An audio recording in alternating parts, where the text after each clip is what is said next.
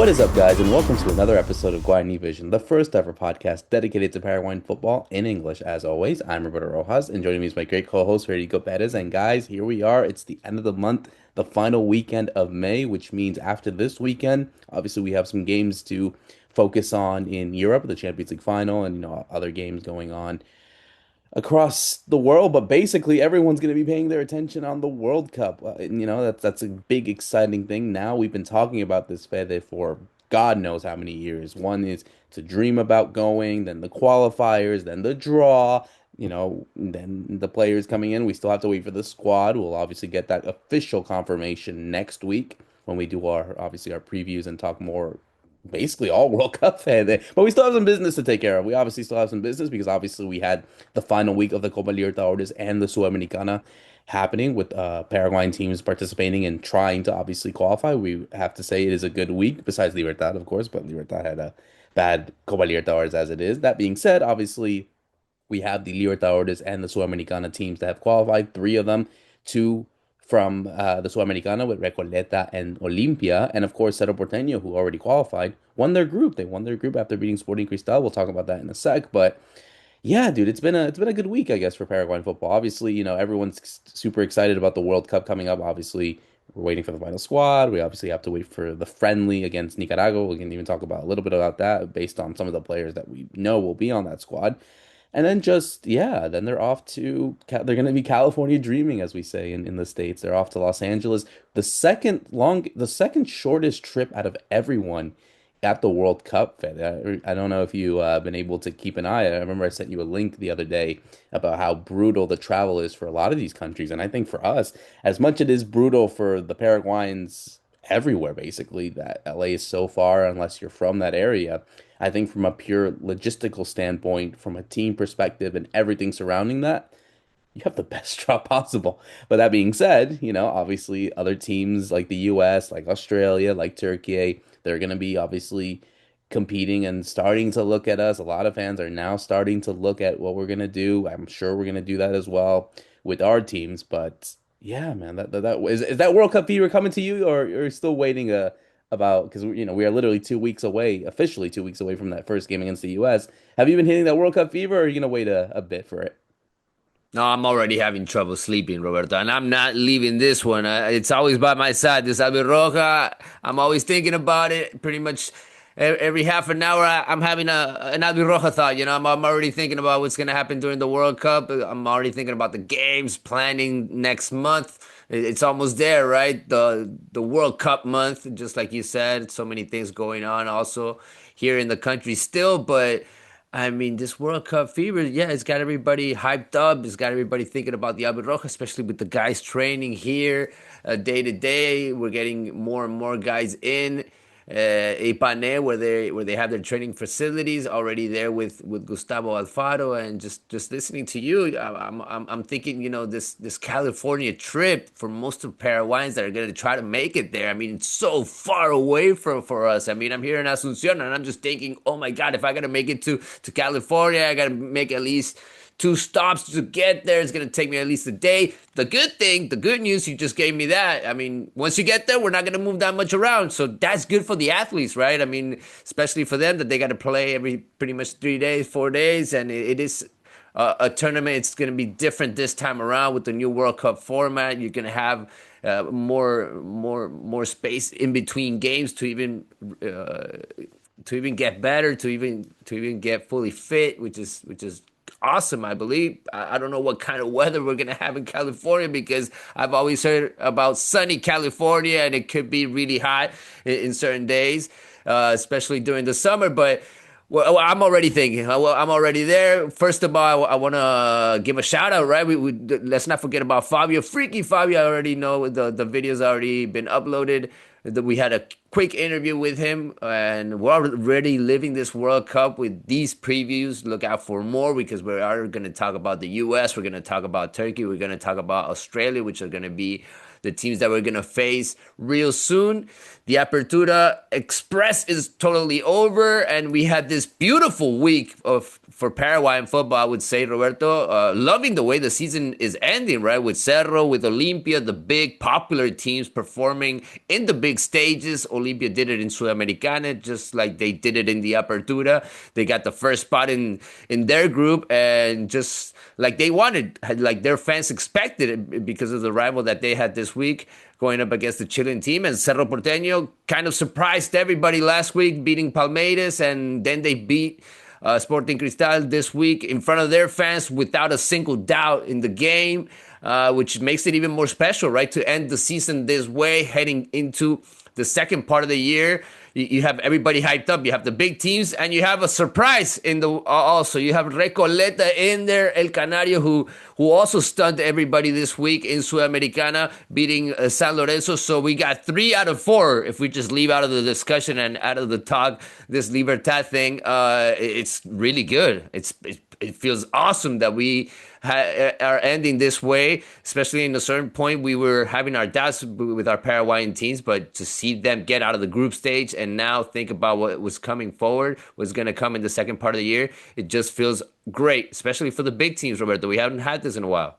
Yeah, no, totally. I think it's certainly a positive, especially winning the group. I think that's always the one of the big things as well, that you get teams that win the group and that all three of them did win the group. I don't think you've seen that in a while, actually. I have to obviously double check, but I don't think that's ever happened. So no, it's a big deal, Phil. I mean, look, I think it's going to be interesting to see what happens in the draw. Obviously, that happens today at the time of recording, so we'll see who their opponents will be. It'd be funny if Cedro played Palmeiras again, wouldn't it? Not obviously excuse me, not having any hope, but I think it's going to be interesting to see what occurs from that round of 16 draw. And yeah, obviously we'll discuss that after the World Cup. We don't have to go into that. Come on, Fede. This is the last time we'll be talking about anything Libertadores and Sudamericana until July, basically. So we'll have to make it a good one on this one. But that being said, yes, of course we have the Copa Libertadores game. Obviously, the first game that we need to talk about was the one that happened yesterday, officially yesterday, where Cerro Porteño took on Sporting Cristal. They knew that a win for them would get them top spot. They had already qualified.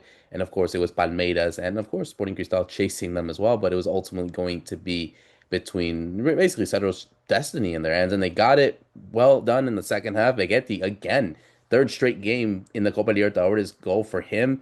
And then Cecilio Dominguez scoring a penalty to give them the 2-0 win. I mean, look, I think this was kind of what Ariel Holan was brought for. Of course, it was not the best opportunity. We understand that. I think he understood the circumstances that were just not there. But that being said, Olimpia were a very good team during the Apertura. But of course, heading into this Copa Libertadores, I think understanding the importance of being a team that is tough in the international stage is important. And they achieved their dream. They achieved what they had to do, and they achieved their objective at the end of the day. Yes.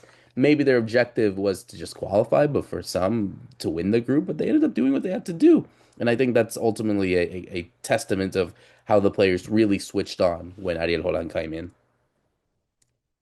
If you're a Sarah fan, you just be on your feet and applauding this team right now because at a certain point there were so many doubts, especially when Olimpia won the Apertura title, and the focus was on can Cerro do it now in Libertadores? Can they do something against Palmeiras and end the season winning also at home against Sporting Cristal? And they did it. They beat Palmeiras. They stunned everybody with a fantastic game that we talked about in the last episode. And now this really good game again against Sporting Cristal. This just shows that, as the games go by, the coach knows what he has. And they proved me wrong. I mean, I honestly didn't have much faith in them at a certain point, but the results proved me totally wrong. And Ariel Holland and his staff did magic on this team. And I'm using that term because he even said it in his first press conference. I'm not here to do magic. I'm not here to be a magician, but I look at the way this team has played these last couple of games, and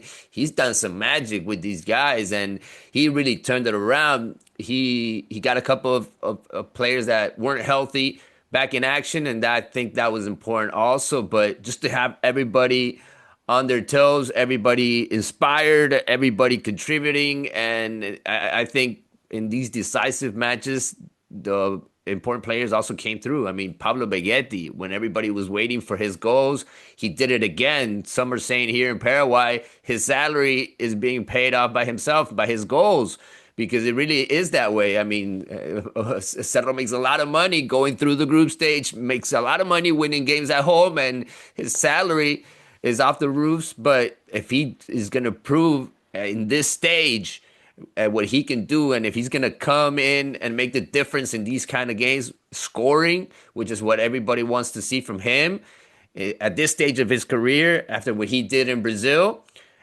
he could be the star of this team. He could be very important in this team. And you look at Cerro Porteño, they have a strong defense. Matias Perez grew on this team. He's been one of the best players in these first 6 months because the other ones had a lot of injuries around. There was a lot of injuries in that defense around him, and he really took over as probably the leader in that defense, even with Gustavo Velasquez being one of the captains. He was off. He wasn't in a lot of the games because of injuries, and Matias Perez really showed his stuff. And it wasn't just the defense; they were strong in the goalkeeper position also, with Arias always performing well, and they found those goals with Pablo Begetti. So they found that balance that I wanted, right, with the strong midfield also, which is something that Holland eventually fit into with Pires da Mota, with Jorge Morel, strong guys that you can't get through, and they really took over. So they didn't need much from Juan Iturbe. They didn't need much from Cecilio Dominguez, which were the big sparks in this team last year. They're the ones that took him to the title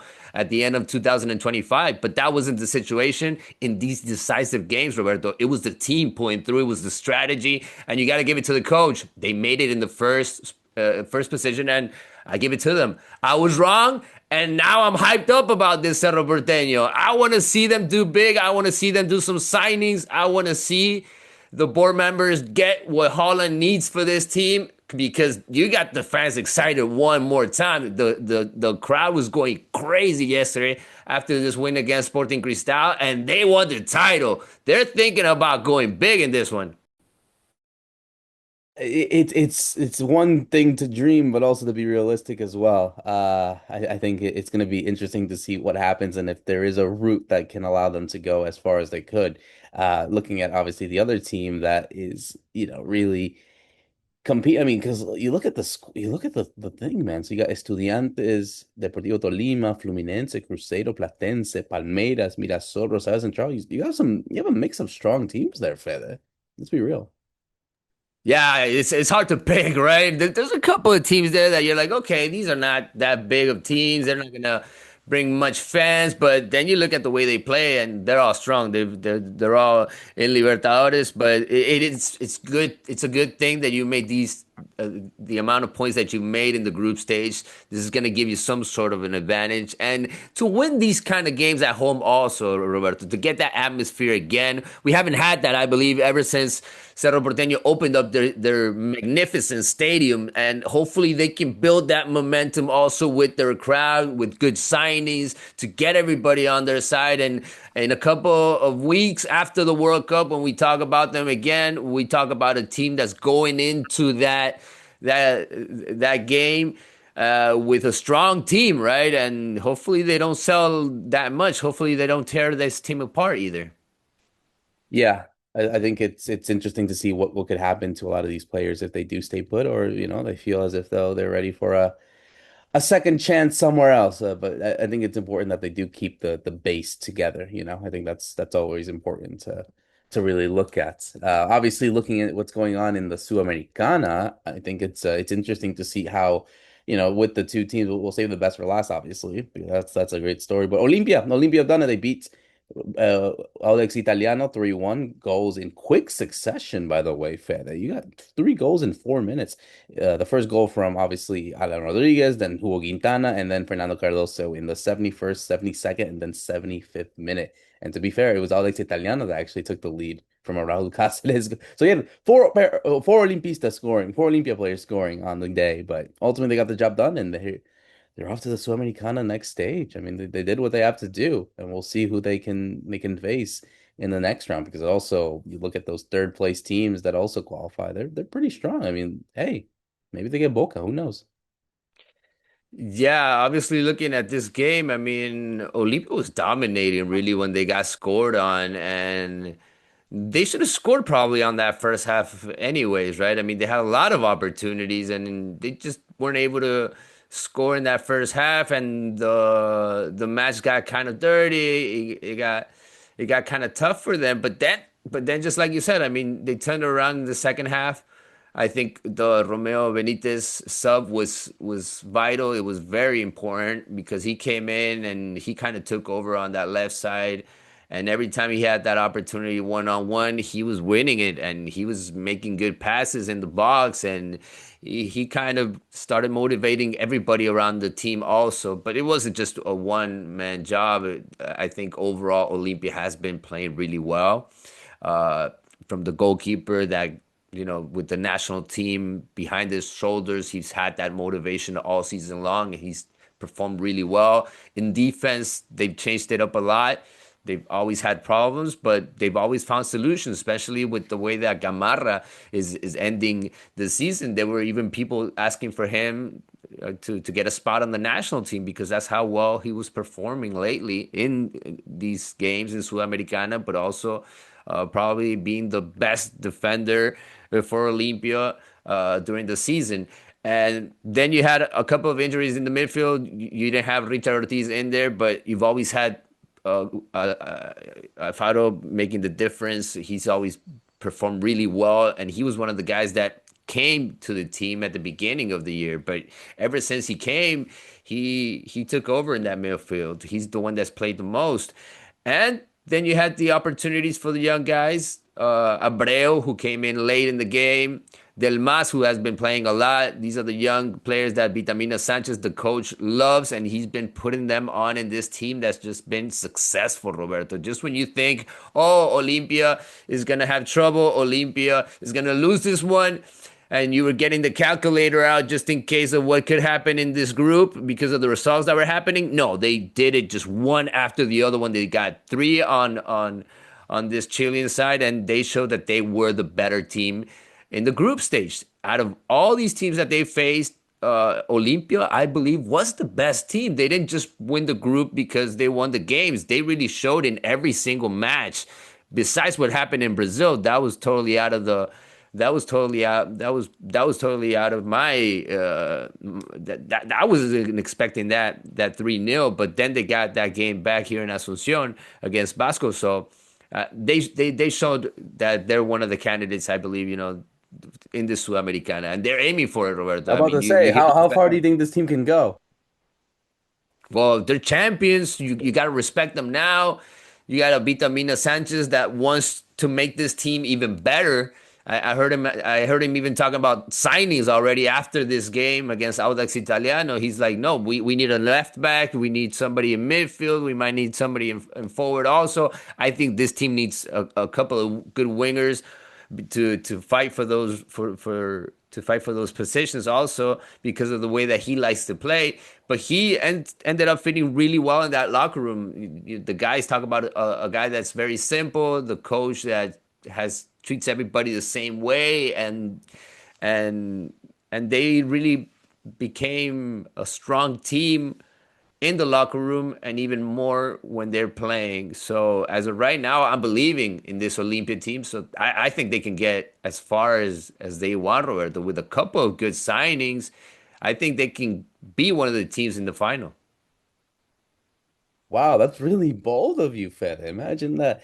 Now, one team that can also make us dream is, of course, Recoleta, because they finally won. They finally won, Fede. They got the result that they needed, and more so, they won the group. They beat San Lorenzo over there in the No Gasómetro Alan week again, scoring a goal. And he likes scoring against San Lorenzo. He scored in the first game, and then he scored in the last one as well. It could have been 2-0, but it was Orlando Gil that got the save. So kind of a win-win in a way that Recoleta won and Orlando Gil gets the save. But what a historic moment for them. What a historic moment for the Canarios and this team to qualify and to knock out teams like Santos. Well, not knock out, but like advance over Santos and knock out San Lorenzo.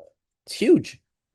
Yeah, they knocked out San Lorenzo, that's for sure, because the teams, they all had an opportunity. This was one of those weird groups heading into this last week, heading into this last match, and they all had their chance, right? It was up to their game and what they were gonna do. Unfortunately, they had to play in Buenos Aires, so they were going to have their fans. It was all San Lorenzo around them. The party was set up for San Lorenzo to go through. They even got 12 more minutes after the 90s. I mean, I don't know what more they wanted really to try to let San Lorenzo get through, but El Canario, El Funebrero, as they always call them here, also in Paraguay, I mean, they're making themselves known and they're one of the surprises going through, no doubt about it. I think it's Montevideo City Torque, the other team that probably catches people's attentions in the first spot in the group stage. But Jorge Gonzalez also a new coach, not a young new coach, but a new coach on in the scene for the local football. Now doing it in South America, now doing it in CONMEBOL level, and this is good for him. This is talks really well about what our coaches can do in this level in these kind of games. I was even listening to him after the game, and he said my phone has been ringing all over the place, and it is actually full of memes also because people send me all the time that we were gonna lose, that they were gonna kill us 7-0, Santos and also San Lorenzo, and the team kind of fed off of that, and Recoleta used it on their favor. And they were the better team in this match because they played on the counterattack just like they needed to do. They were smart about it, and you got great performances out of several players, right? From their goalkeeper Nelson Ferreira, 28 years old, and you saw him in tears after the game. He was emotional because there's a lot of those good, pure, even humble stories in football that we love out of these small budget teams and well organized clubs. Also, Roberto, players that probably had those long careers and had to fight the struggles of being a player and not playing in the big teams to now have these opportunities in big games, in big stages like Sudamericana, and you really saw that the heart of the team in every single match that they played. That's why I was rooting for this team, and they had some exciting young players like Alan Wilk. I was even looking at his numbers before coming on with you, and he's been one of the players of the semester. We talked about him several times on this show. He scored 2 goals in the 5 games he played in Sudamericana, 2 very important goals. The ones that he scored against San Lorenzo is a historic goal for Recoleta. 13 in 18 games in the Apertura, the local league. So just amazing numbers, right? From a kick that kind of even looked forgotten at a certain point, going on loan to Mexico and came back. 23 years old now, a man, and he's been that killer that every team loves to have. He's shown that killer instinct of a striker, and the numbers I think are just gonna open up doors for him, and we'll see if he can actually stay in this Recoleta. There's rumors that he might go back to Olimpia, but with these kind of numbers, I think he might even be sold outside of the country. That would be crazy, wouldn't it? It'd be crazy to see what happens to them. But yeah, obviously we'll keep an eye on what happens to them in all three of them in the draw today. I hope fingers crossed we get good draws because that's as far as Paraguayan teams need to go. So we'll have to wait and see. We'll close it out with some Aviroja stuff. Obviously, all the players are really coming into the camp as we speak. Obviously, a lot of names have been filtered. A lot of names have been said of the final squad. Again, it is not official as of yet, so we won't say anything. Like we're not jumping the gun for once, Fed. Let's be official when we have to be official because you know how leaks can happen. We've seen all that with England. We saw that with the States. We even saw that for some other countries, but we'll have to wait and see, and we'll talk about that when we come back. But obviously, we've been seeing some players come in. There's been some issues with some injuries. You talked about beforehand of what's going on with Villasanti and his status. It looks like he might make the squad. Fabian Valbuena, it's him as well, still dealing with some injuries. Players coming off of long seasons in Europe, as we talked about as well. I think it's Almiron. He's coming back from an injury as well. I think he played like what 30 minutes in his last Atlanta game before traveling to Paraguay. And then of course you got the friendly next week, next Saturday to be exact, against Nicaragua. And, certainly this is not a friendly that's going to be like a big boom boom. You're going to go and try to beat as anyone as you can. No, this is just to chill, to relax, to show some vibes. Sold out crowd, by the way, the Defensores, which is very big. But yeah, just how do you feel about this Paraguay side officially now 2 weeks away from the World Cup? What are the vibes like for you? I'll give you my vibes in a second, but as we get the countdown ready, I don't know if we're gonna put a countdown clock. I'm putting an imaginary one, 14 days until the first game for Paraguay? What's the mood for you, Federico Perez? No, I'm all over this Albert Roja. I'm hyped about it. I love that they're doing this sort of training camp before going to the World Cup right here in the country, right? I mean, this World Cup is allowing us to do that.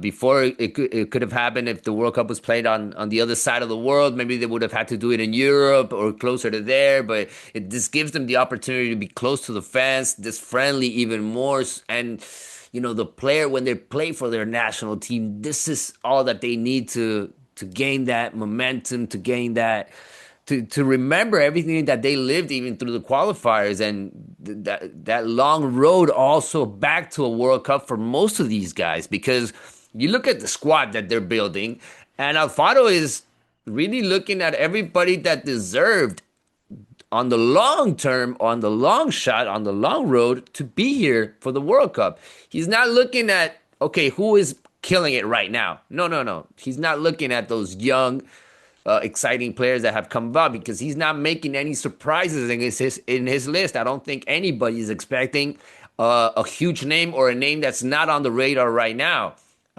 Even though the word talks about another striker making an opportunity for them, but apparently everybody's coming back to action right on time. We had that a couple of weeks ago with Ramon Sosa. Even when he got injured, he's back in action. He was in the bench with Palmeiras. Mauricio has also been coming in through. So I don't think there's a spot open for anybody. Even if you showed something in these last games, like Isidro Pita. He scored again in the Sudamericana. He was captain of Bragantino this week. I did his game, and he was so important in his team. And I feel for these guys, Roberto. I'm feeling for these guys that are not gonna make it to the World Cup, but some of them have to get out of the list, right? Out of the long list, you can only take 26 and I'm feeling heartbroken because of some of these guys that really deserve to be there and that I think can bring something different also to the team. I'm all with Alfaro's decisions. I don't want to complain that much because I do think he has the World Cup experience. He's gone through it before. I think he knows what he's doing. But I do think there's a lot into what I said at the beginning, right? There's a bond between certain players. There are players that have done this for a while, that have been here when this team was at its lowest, and he wants to make it up for them. He wants to give those players an opportunity to shine at the World Cup. That's why I think he's taking players like Matias Villasanti. That's why he's taking a Balbuena that's not 100% probably at this stage of his career. But they were at the worst with this team, Roberto, and they're important in that locker room. He doesn't want to break up the group, and I think that also kind of went into the decision making, right? I hope he didn't do it like Pochettino though. I heard about the emails and stuff like that. I hope at least he called a couple and had a one-to-one conversation because I do think a couple of them deserve that. Isidro Pita is a name that I particularly had going to the World Cup, but he's apparently going to be out, right? And I'm sure there was a lot of players waiting on the phone, looking at the phone these last couple of days, waiting for that message to see if they had to come into this training camp. It must have been hard for them. Yeah, and it's hard for anyone to not be on a World Cup squad because this really is the dream of everyone to make it. But I think it's going to be interesting to see what occurs within the next, obviously a couple of days with the official squad, but also just after that and sort of the reaction. Because, of course, things could change, obviously knock on wood that we don't have any serious injuries because of course that means that we have to change it and that could be done up until 24 hours before the first game against the US. So 13 days for anyone to get injured. Hopefully not. But like I said, like, no, I think, look, I think the vibes are there. It's going to be interesting to see how this team does, preparing wise. Like I told you beforehand, they don't have to travel a lot. They're literally they're only going to be in the state of California that not other teams can do. I mean, even the states as hosts, they thought, oh, it's going to be a good draw. They have to go to Seattle for one of those games. That's travel. It's a big travel for a big country like that, Fede. So, no, I think the vibes are good. I think they certainly we have to wait and see. I mean, that really is just the wait and see. We'll get the final squad and then we'll see, like, okay, what do you feel is best suited for them to really prepare? But I think the team understands the responsibility of playing at a World Cup, and I think it's going to be difficult for any of these teams, and hopefully that is sort of the feeling that a lot of people have of us. As much as we want to obviously encourage our team, I think we also want people to understand how good this team is as well. So I think that's sort of my thing 2 weeks from now.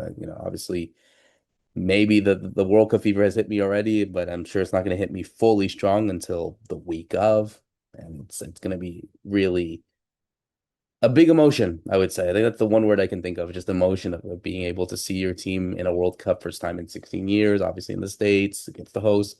It's going to be a big feeling, and I'm super excited for it, honestly. And I'm super excited for everything that we're going to be doing here on Guarani Vision. Stay tuned to everything that we do as we close out another great episode for myself, Roberto Rojas, and Fede Perez. Thank you so much for listening in. See you soon.